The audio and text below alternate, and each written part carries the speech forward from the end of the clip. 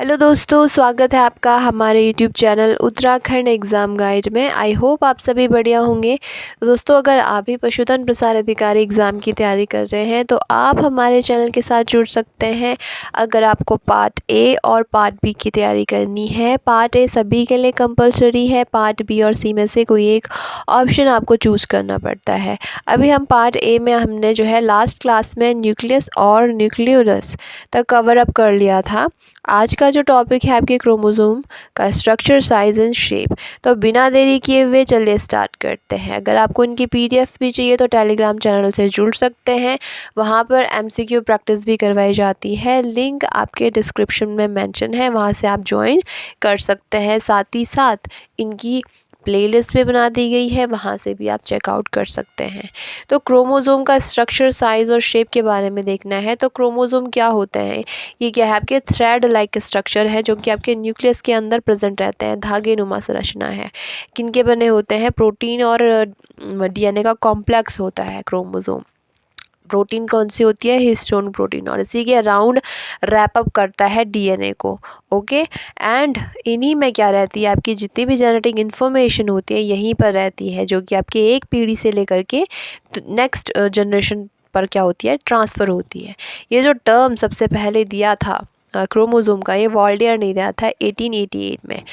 अगर इसको clearly visible देखना हो इसे, तो हम सेल डिवीजन के टाइम पे क्या होता है? क्लियरली विजिबल होता है। और हाईली कंडेंस्ड क्या होता है? प्रोटीन डीएनए का ये कॉम्प्लेक्स होता है, और ये कंट्रोल करता है प्रोटीन की सिंथेसिस को। ओके, तो क्रोमोसोम क्या है? डीएनए प्रोटीन का क्या है? एक कॉम्प्लेक्स है। यहीं पर आपकी जेनेटिक इन्फॉर्मेशन रहती है। इसका साइज़ अगर हम देखें तो लेंथ इसकी 0.2 माइक्रोमीटर से लेकर के 50 माइक्रोमीटर तक होती है, और डायमीटर 0.2 माइक्रोमीटर से लेकर के 2 माइक्रोमीटर तक इसकी डायमीटर होता है।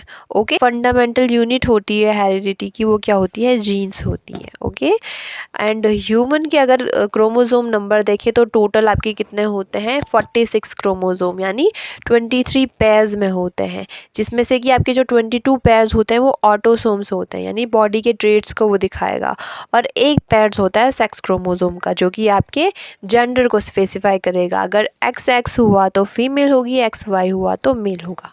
ओके, इसका डायग्राम भी देख सकते हैं, बिफोर रेप्लिकेशन और आफ्टर रेप्लिकेशन। तो इसमें जो शॉर्ट आर्म होती है उसको पी आर्म बोलते हैं, लॉन्ग आर्म जो होती है उसको क्यू आर्म बोलते हैं, और किससे कनेक्ट रहता है? बीच में सेंट्रोमियर से। जब रेप्लिकेशन हो जाता है तो ये सिस्टर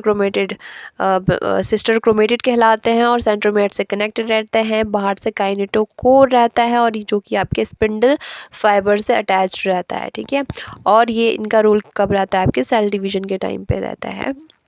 और बेसिकली क्रोमोसोम किसका बना होगा? प्रोटीन्स का बना होगा, डीएनए का बना होगा, और इसमें से जो जिन प्रोटीन में हिस्टोन पाया जाएगा हिस्टोन प्रोटीन्स बोलेंगे, और कुछ नॉन हिस्टोन प्रोटीन्स भी पाए जाते हैं। ठीक है, तो इसके कंपोनेंट में क्या आ गए? DNA, histone proteins and some non histone proteins. Okay, अगर देखिए तो जो लार्जेस्ट क्रोमोसोम जनरली पाए जाते हैं वो एम्फीबियंस और कुछ प्लांट्स में पाए जाते हैं, जबकि स्मॉलेस्ट आपके फंगी और बैक्टीरिया में पाए जाते हैं। ह्यूमन में जो लॉन्गेस्ट पाया जाता है क्रोमोसोम नंबर 1 पाया जाता है, और smallest chromosome number 21 and 22। Factors कौन कौन से अफेक्ट करते हैं साइज़ को? तो आपका अलग अलग स्पीशीज़ के हिसाब से उनके साइज़ में भी वेरी कर सकते हैं क्रोमोसोम का। सेल का टाइप भी डिफाइन करता है कि क्रोमोसोम का साइज़ कैसा होगा, और सेल डिवीजन के डिफरेंट स्टेजेस में भी क्रोमोसोम के साइज़ क्या कर सकते हैं? वेरी कर सकते हैं। तो ये सारे फैक्टर्स होते हैं जो कि आपके क्रोमोसोम के साइज़ को क्या करते हैं? अफेक्ट करते हैं। अब शेप देखिए तो जो आपको सेंट्रोमेयर की प्रेजेंस के हिसाब से हम बताते हैं कि इसका शेप कैसा होगा। सेंट्रोमेयर आपके बीच में प्रेजेंट है तो आपके यानी दोनों आर्म्स को इक्वली डिवाइड कर रहा है सेंट्रोमेयर, तो उसे हम बोलते हैं मेटासेंट्रिक। ये जनरली आपके वी शेप अपीयर होता है एनाफेज में अगर हम देखें तो। सब मेटासेंट्रिक जब आपके सेंट्रोमेयर मिडिल से थोड़ा सा दूर रहता है, यानी एल शेप ये प्रोवाइड करवाता है, तो इसे हम क्या बोलते हैं? सब मेटासेंट्रिक। और एक्रोसेंट्रिक जब एंड से थोड़ा पीछे, यानी नियर वन एंड में अगर प्रेजेंट हो सेंट्रोमेयर, तो इसे हम बोलते हैं एक्रोसेंट्रिक, और इसका शेप जो रहता है जे शेप रहता है। और जो टीलोसेंट्रिक रहता है ऑलमोस्ट जो कि आपके सेंट्रोमेयर टर्मिनल एंड में, यानी बिल्कुल एंड में अगर प्रेजेंट हो, तो आई शेप ये अपीयर होगा एनाफेज में तो इसे हम बोलेंगे टीलोसेंट्रिक। तो आपको ये ध्यान में रखना है कि वी शेप में कौन सा रहता है मेटासेंट्रिक, और एल शेप में कौन सा रहता है सब मेटासेंट्रिक, जे शेप में एक्रोसेंट्रिक रहता है, और जो आपका आई शेप रहता है टीलोसेंट्रिक होता है। और ये किससे हम डिफाइन करते हैं, सेंट्रोमेयर की जो प्रेजेंस होती है। ठीक है, अब स्ट्रक्चर देखें तो कौन कौन से इसमें कंपोनेंट्स पाए जाते हैं। स्ट्रक्चर में इसमें क्रोमेटिड हो गया, सेंट्रोमेयर हो गया जिसको हम प्राइमरी कंस्ट्रक्शन साइट बोलते हैं, काइनेटोकोर हो गया, टीलोमेयर हो गया, और सेकेंडरी कंस्ट्रक्शन साइट जिसको एनओआर न्यूक्लियर ऑर्गेनाइजेशन रीजन भी कहते हैं, और सैटेलाइट रीजन्स इसमें पाए जाते हैं। तो ये सारे क्रोमोसोम के क्या हैं, स्ट्रक्चर हैं। वन बाय वन हम इसको देखते हैं। अब क्रोमेटिड क्या होता है, जब भी आपके रेप्लिकेटेड क्रोमोसोम जो रहता है किसका बना होता है, वो दो सिस्टर क्रोमेटिड का बना होता है। ठीक है, यानी जब आपका क्रोमोसोम का रेप्लिकेशन हो जाएगा फिर वो क्या बनाएगा, आपके दो सिस्टर क्रोमेटिड बनाएंगे। और जनरली ये एक जैसे होते हैं, आइडेंटिकल होते हैं, क्योंकि रेप्लिकेशन से बने हैं। और किससे अटैच रहते हैं, आपके जो बीच में प्रेजेंट रहता है आपके सेंट्रोमेयर। ओके, नेक्स्ट जो है आपके सेंट्रोमेयर। तो सेंट्रोमेयर को बोलते हैं primary constriction of the chromosome, यानी ये क्या करता है, ज्वाइन करता है जो दो सिस्टर क्रोमेटिड है उन दोनों को आपस में। इसका रोल कब रहता है, आपके सेल डिवीजन के दौरान रहता है। ये मूवमेंट में हेल्प करता है। ठीक है, और यहीं से आपके जो स्पिंडल फाइबर रहते हैं वो अटैच रहते हैं, किसकी मदद से, काइनेटोकोर की मदद से। और इनका रोल कब रहता है, जब आपके सेग्रीगेशन करना होता है सेल डिवीजन के दौरान, उसमें इसका रोल रहता है। नेक्स्ट है आपके काइनेटोकोर। ये आपके सेंट्रोमेयर में क्या प्रेजेंट रहते हैं, प्रोटीन के स्ट्रक्चर रहते हैं, डिस्क लाइक रहते हैं। ठीक है, और ये अटैचमेंट साइट प्रोवाइड करवाते हैं स्पिंडल फाइबर को। जब आपका क्रोमोसोम अलग हो रहे होते हैं, उनका सेग्रीगेशन हो रहा होता है माइटोसिस या मियोसिस सेल डिवीजन के दौरान, इसमें इसका रोल रहता है किसका, काइनेटोकोर का। नेक्स्ट है आपके टीलोमेयर। तो जो आपके क्रोमोसोम के एंड्स में पाए जाते हैं, यहाँ पे आप देख सकते हैं जो एंड वाले टर्मिनल्स होते हैं वहाँ पे आपके क्या पाए जाते हैं, टीलोमेयर्स पाए जाते हैं। इनका रोल क्या होता है, ये आपके क्रोमोसोम को नष्ट होने से, डिग्रेड होने से बचाते हैं, और जो क्रोमोसोम का फ्यूज़न है उसको भी, फ्यूज़ होने से भी ये टीलोमेयर को क्या करते हैं, बचाते हैं। तो टर्मिनल एंड्स में ये पाए जाते हैं, क्रोमोसोम को स्टेबिलिटी प्रोवाइड करवाते हैं, और इसका जो रिलेशन है वो आपके एजिंग के साथ में, हर एक डिवीजन के साथ टीलोमेयर शॉर्टनिंग होती जाती है। ठीक है, और इससे आपके क्या होती है, एजिंग होती है। तो वक्त के साथ टीलोमेयर क्या होते जाते हैं, शॉर्ट हो जाते हैं। और इसमें क्या पाया जाता है, एक रिपीटेटिव डीएनए का सीक्वेंस पाया जाता है। स्पेसिफिकली ह्यूमन में देखिए तो TTAGGG ये क्या है, आपका डीएनए का सीक्वेंस है रिपीटेटिव, जो कि आपके टीलोमेयर में पाया जाता है। ओके, अब नेक्स्ट है आपके प्राइमरी कंस्ट्रक्शन साइट। हमने क्या बताई थी, आपके सेंट्रोमेयर। जो सेकेंडरी कंस्ट्रक्शन साइट होती है उसको बोलते हैं एनओआर न्यूक्लियर ऑर्गेनाइजर रीजन। इससे पहले की क्लास में हमने देखा था जहाँ पे कि आपके RRNA की सिंथेसिस होती है। ओके, और बेसिकली ये एक्रोसेंट्रिक क्रोमोसोम वाले रीजन में ही ज़्यादा पाए जाते हैं। ह्यूमन क्रोमोसोम में आपके 13, 14, 15, 21 एंड 22 में ये पाए जाते हैं। ठीक है, इसका काम तो हमने लास्ट क्लास में देख लिया था कि ये RRNA की सिंथेसिस करवाते हैं। अब क्या होता है, इसी में आपका एक स्मॉल सेगमेंट्स पाए जाते हैं इसी सेकेंडरी कंस्ट्रक्शन साइट में। इसी को हम क्या बोलते हैं, सैटेलाइट बोलते हैं। तो सैटेलाइट क्रोमोसोम कहाँ पे पाए जाते हैं, सेकेंडरी कंस्ट्रक्शन साइट में। एक होता है आपके पॉलीटिन क्रोमोसोम और एक होता है आपके लैम्ब्रश क्रोमोसोम।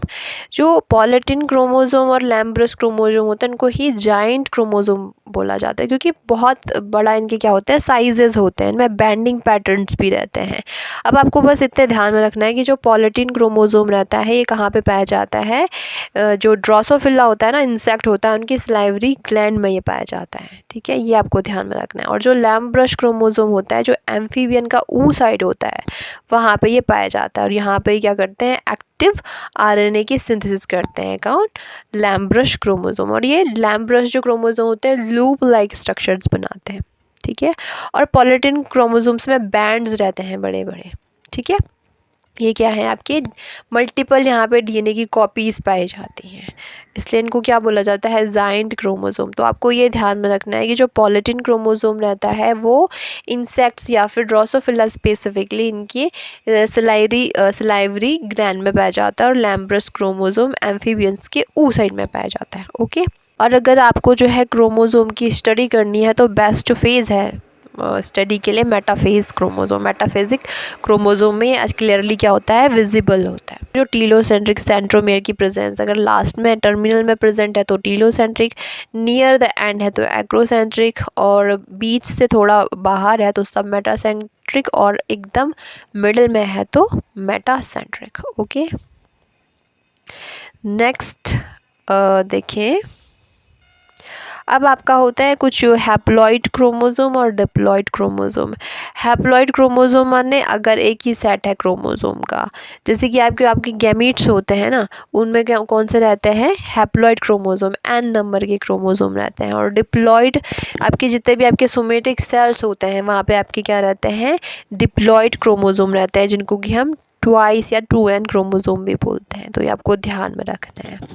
डिप्लॉइड में आपके 46 क्रोमोज़ोम आ गए और हैप्लॉइड में आपके जो भी आपके 23 क्रोमोज़ोम आ गए। ठीक है, और हैप्लॉइड आपके गैमीट्स में पाए जाएंगे और डिप्लॉइड आपके सोमेटिक सेल्स में पाए जाएंगे।